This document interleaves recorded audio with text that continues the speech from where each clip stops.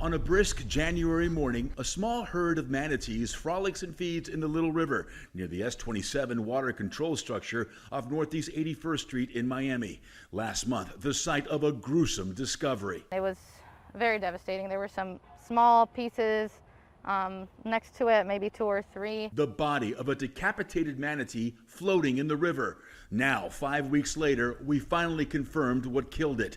The gentle sea cow was in fact crushed by the floodgates at the structure.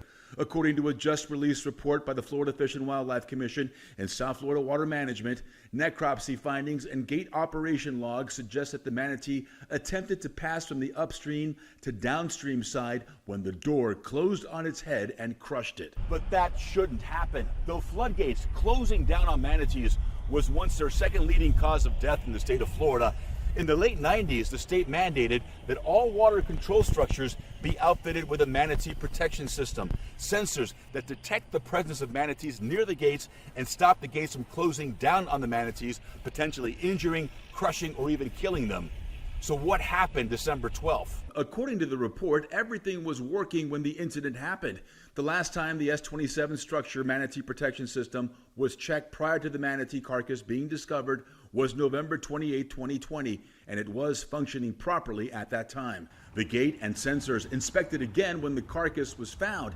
At both times, the MPS was operating properly. I don't know how it could have been working normally and have sustained the injuries that this manatee sustained. And so that is concerning. I'm actually looking into it further. Patrick Rose is an aquatic biologist and executive director of the Save the Manatee Club.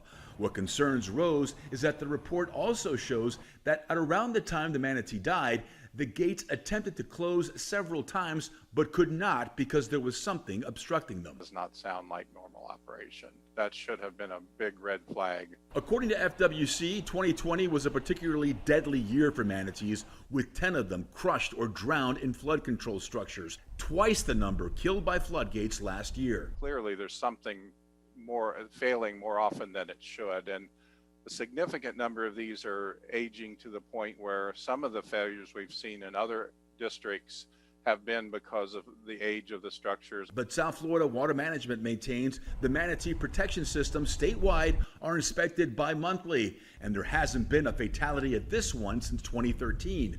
The problem, says the district, was the record rainfall we saw last year. This high volume of water required much more flood control operations than in average rainfall years.